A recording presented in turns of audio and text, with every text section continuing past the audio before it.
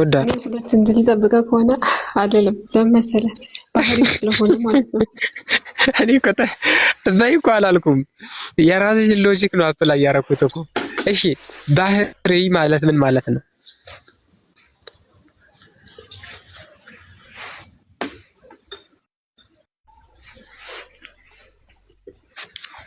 ደህና ደሩ ጋይስ እንዴ ደህና ደሩ ነው መልሱ። ባህሪ ምንድነው ሲባል ደህና ደሩ ጋይስ የታባቱ ይሄ ነው እንጂ ነገር መለኮት ሊቅ ማለት። ስለዚህ በደም የተረጨ ልብስ ተጎናጽፏል፣ ስሙም የእግዚአብሔር ቃል ተብሏል። ስለዚህ የእግዚአብሔር ቃል እግዚአብሔር ነው አይደል?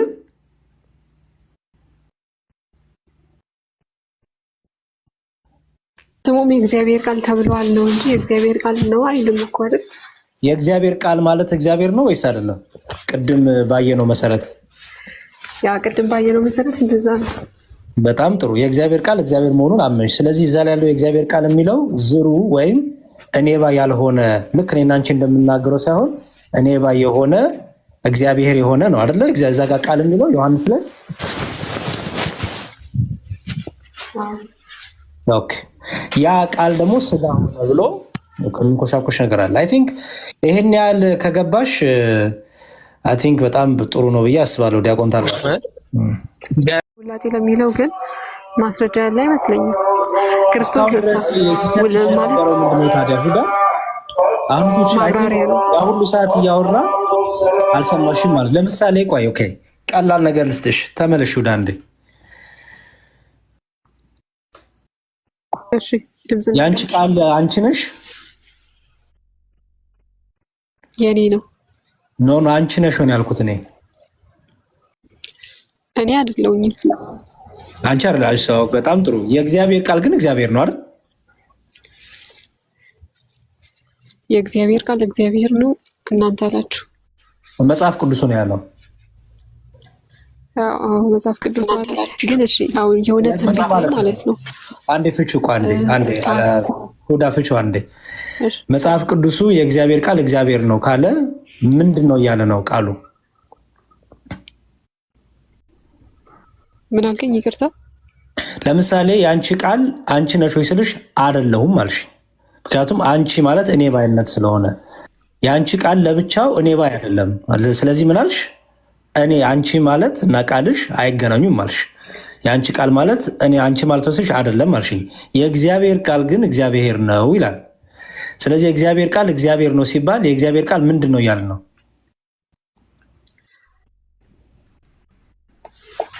እሺ የእግዚአብሔር ቃል እግዚአብሔር ነው ሲባል እግዚአብሔር ነው ወይንም እኔ የሚል የተለየ አካል ነው ማለት ነው።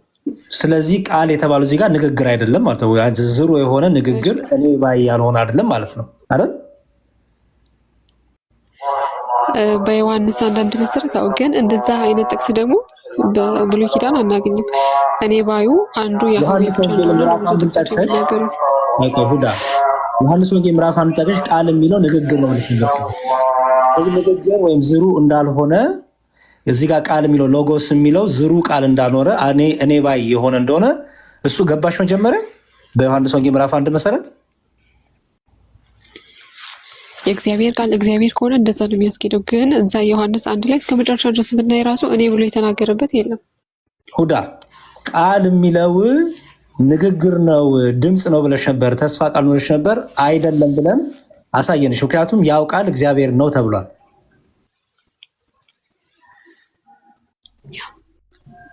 ያ ካልሽን ጥሩ ያ ግን እንዲህ የቃላት ትርጓሜዎች ላይ ማለት ነው አልተስማማሁበትም። ለምሳሌ ሌላ ስላልተዘጋጀሁበት ችግር የለውም። የኛ መጽሐፍ ቅዱስ ስለሆነ እኛ እነግርሻለን፣ እሱ ችግር የለውም። ለምሳሌ ዮሐንስ ራእይ ላይ አንድ ቃል አለ። ምን ይላል መሰለሽ? ላንብብልሽ። ዮሐንስ ራእይ ምን ይላል? ዮሐንስ ራእይ ምዕራፍ 19 ቁጥር 13 ላይ በደምም የተረጨ ልብስ ተጎናጽፏል፣ ስሙም የእግዚአብሔር ቃል ተብሏል ይላል። በደምም የተረጨ ልብስ ተጎናጽፏል፣ ስሙም የእግዚአብሔር ቃል ተብሏል። ይሄ ማን ነው?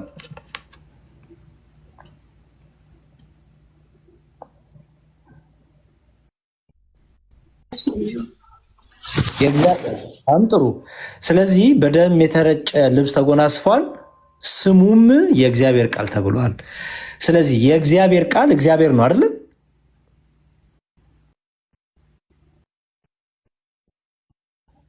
ስሙም የእግዚአብሔር ቃል ተብሏል ነው እንጂ የእግዚአብሔር ቃል ነው አይልም እኮ አይደል? የእግዚአብሔር ቃል ማለት እግዚአብሔር ነው ወይስ አይደለም? ቅድም ባየነው መሰረት ቅድም ባየነው መሰረት እንደዛ ነው።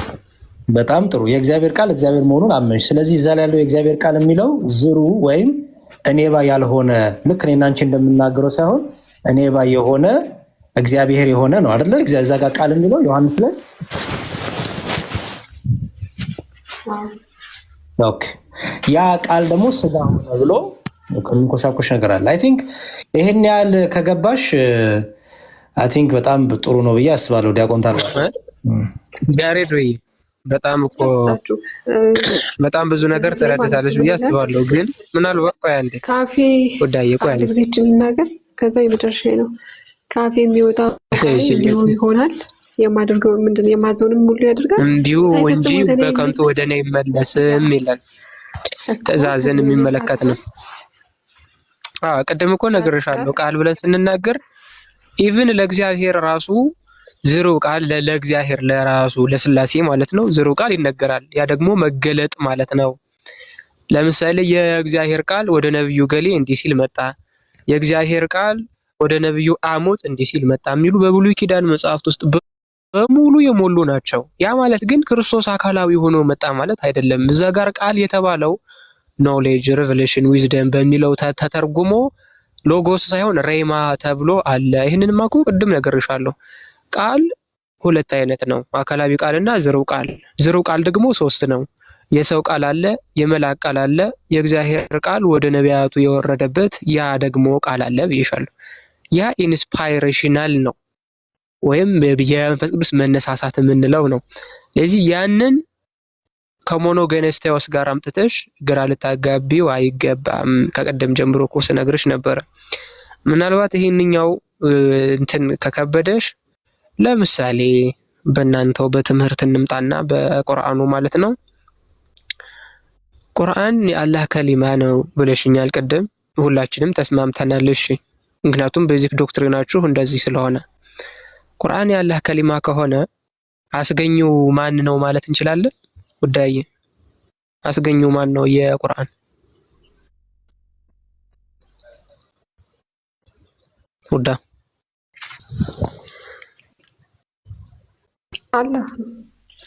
አላህ ነው ያስገኘው። እሺ አላህ ቁርአንን ፈጥሮታል ማለት ይቻላል? ስላስገኘው አልፈጠረውም። ግን እናንተ እንደምትሉት የተለየ አካል ምናምን ሳይሆን ባህሪ ነው። እሱንማ ላሳይሽ ነው ሀቢብቴ፣ እሱን ላሳይሽ ነው። ስለዚህ አሁን ልብ በሉ፣ አላህ ቁርአንን ያስገኛል፣ ቁርአን ከአላህ ይገኛል። ነገር ግን አስገኘው ማለት ፈጠረው ማለት አይደለም ብላናለች። ኦኬ፣ አስገኘው ማለት ፈጠረው ማለት አይደለም ብላናለች። ስለዚህ ወልድን ከአብ ተገኘ፣ አብ ወልድን አስገኘ ስንል ፈጠረው የሚል አረዳድ ስትይዙ ዳብል ስታንዳርድ ስቱፒዲቲ የሚባል የኔን ፋላሲ ኮሚት እያደረጋችሁ ነው ማለት ነው። አንደኛ ጉዳይ ይሄ ነው። ሁለተኛ ጉዳይ ምክንያቱም ሌላ አካል አይደለም የሚል ሐሳብ ስላነሳሽ ማለት ነው። ቁርአን አላህ ነው ወዳ ቁርአን አላህ ነው።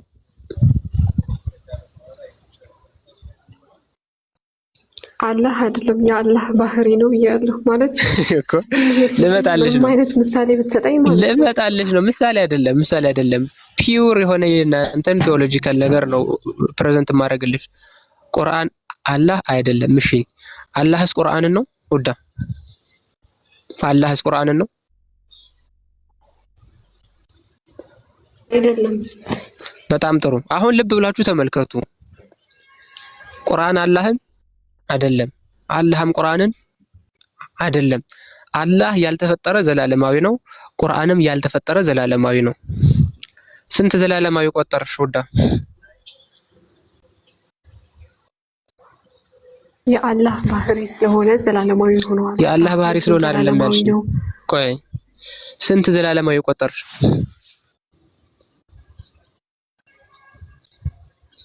ስንት ዘላለማዊ ቆጠርሽ ወዳ?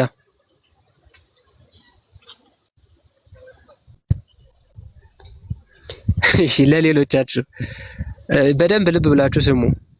ቁርአን ከአላህ ተገኝቷል። አላህ የቁርአን አስገኝ ነው። ምንም እንኳን ቁርአን ከአላህ ቢገኝም አላህ ምንም እንኳን ቁርአንን ቢያስገኝም ፈጠረው ግን አንልም። የመጀመሪያ ይሄ ባህሪው ነው ብለው ሊያመልጧችሁ ይሞክራሉ። ሿሿ ሰርተው ሊያልፉ ማለት ነው። ምን ብላችሁ ነው የምትይዟቸው? አላህ ቁርአን ነው አይደለም። ቁርአንስ አላህን ነው አይደለም። ኦኬ። ስለዚህ ስንት ያልተፈጠረ ስንት ዘላለማዊ አገኘን? ቁርአን ያልሆነ አላህን፣ አላህን ያልሆነ ቁርአንን፣ ሁለት ዘላለማውያንን አገኘን ማለት ነው። ሁለት ዘላለማውያንን አገኘን። ግልጽ ነው ለሌሎቻችሁ? ሁዳ እየሰማሽ ነው?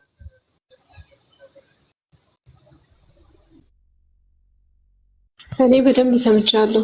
ዘላለም መኖሩ ግን ፈጣሪ ያስብለውም ነው ያልኩ። በጣም ጥሩ። ግን ሁለት ነው አይደለ? ቁጥሩ ስንት ነው? ስንት ዘላለማዊ ነው ያ ያለው? ቁጥሩን ንገረኝ ይሄ ብለሽ። ቁጥር ውስጥ አይገባም። አሃ ስንት እንትን ቆጠረን ቅድም። አላህ ራሱ ያልተፈጠረ ዘላለማዊ ነው። ቁርአንንም አስገኝቷል። ቁርአን ካላህ እየተገኘ ነው፣ ነገር ግን ያልተፈጠረ ነው። ስለዚህ ምንድነው? ዘላለማዊ ነው። ስለዚህ የመጀመሪያ ዘላለማዊ አላህ፣ ሁለተኛ ዘላለማዊ ቁርአን። አላህ ቁርአንን አይደለም፣ ቁርአንም አላህን አይደለም። ልብ ብለሽ ስሚ። ስለዚህ ምን ሊሆን ነው? ሁለት ዘላለማውያን ሊኖሩ ነው ማለት ነው። ቁጥሩ ስንት ነው? ዘላለማውያን ጉዳይ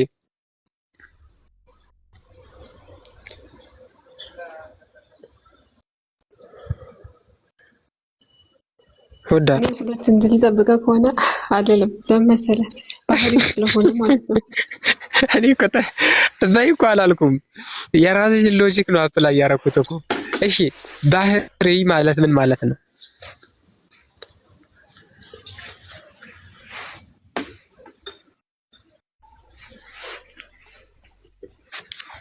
ደህና ደሩ ጋይስ። እንዴ ደህና ደሩ ነው መልሱ። ባህሪ ምንድነው ሲባል ደህና ደሩ ጋይስ። የታባቱ ይሄ ነው እንጂ ነገር መለኮት ሊቅ ማለት ነው። ቀጥሉ። እኔ የምልህ የምር ግን የአላህ ባህሪያት ብለው የሚያስቀምጡት ምንድን ነው? በዛ መልኩ ግን በምርም የሱኒ ቴዎሎጂያን የአላህ ባህሪያት ተብለው ዝርዝር ያስቀምጡት ነገር አለ? ላይክ ጀኒዩንሊ ሰንሲርሊ ሲጀመር ባህሪ የሚዘረዝር ነገር አይደለም እኮ። ባህሪ የሚዘረዝር ነገር አለ። የምዘረዝሪው ግብሩን ነው። የሰንስ ኢነርጂ ዲስቲንክሽን የሚባል ነገር አለ። የሰንስ ኢነርጂ ዲስቲንክሽን ማለት ምንድን ነው? የሰንስን በቁሙ ማወቅ ስለማይቻል የምናውቀው ፍሩ ዘ ኢነርጂስ ነው፣ በሚገለጥበት ግብራት ነው አንድን ባህሪ የምናውቀው የሚል ነው። ስለዚህ ካውንት እንኳን ካረግሽ ካውንት ልታረጊው የምትችይው አትሪቢዩቶቹን ወይም ኢነርጂዎቹን ነው። ርህራሄ፣ በጎነት፣ ቸርነት ወዘተርፈ ብለሽ ነው ልጠሪ የምትችይው እንጂ ባህሪውን በቁሙ ማወቅ አይቻልም። ኦኬ፣ ባህሪውን በቁሙ አይደለም የመለኮትን ባህሪ የነፍስን ባህሪ በቁሟ ማወቅ አይቻልም። ነፍስ ህያዊት ናት፣ ለባዊት ናት፣ ነባቢት ናት የሚባለው ነፍስን ህያው ማን ነው? ስጋን ህያው፣ ስጋን ነባቢ፣ ስጋን ለባዊ ስለምታደርገው ከስጋ ተዋህዶ አንጻር የነፍስን ግብር ለየን እንጂ የነፍስን ባህሪ በራሱ ማወቅ አይቻልም። ግብሩን ብቻ ነው ማወቅ የሚቻለው። ታዲያ እንዴት ነው ዲስቲንክት አድርገው ኢንሴንስ ኦፍ አላህ እና ሂዝ አትሪቢዩትስ ብሎ ያስቀመጡት? ምክንያቱም አብዱል አይደሉ? የተጠበቀ ነገር ነው።